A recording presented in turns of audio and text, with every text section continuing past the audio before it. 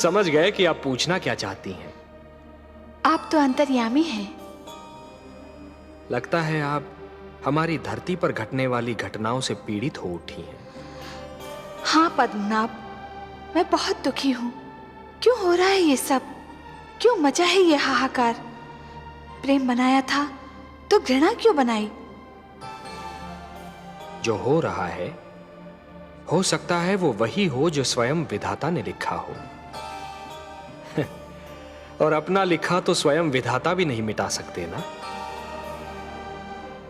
हे महादेवी, हो सकता है कि यह मानव की परीक्षा हो, उसके कर्मों की परीक्षा हो।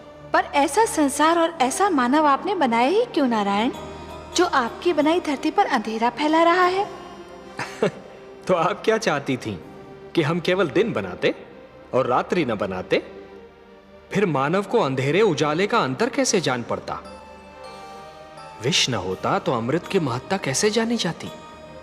पुष्प के साथ कांटे न होते तो पुष्प के सौंदर्य को कौन जान सकता?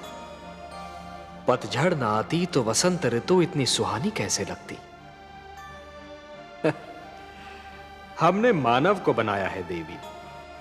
मानव इतिहास को बनाने का कार्य हमने अपने हाथों में नहीं रखा, वो तो उसी पर छोड़ दिया है। अभी तो उसे अपनी शक्ति का आभास हुआ है। इसी से उसे न्याय अन्याय, सत्य असत्य, धर्म अधर्म और पाप और पुण्य की जानकारी भी होगी।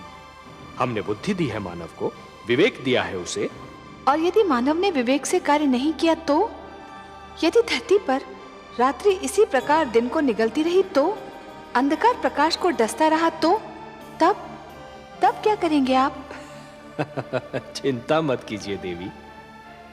यदि असत्य और अधर्म अपनी सीमा को पार कर गए, यदि धर्म की हानि होने लगी, तो हम स्वयं धरती पर जाएंगे।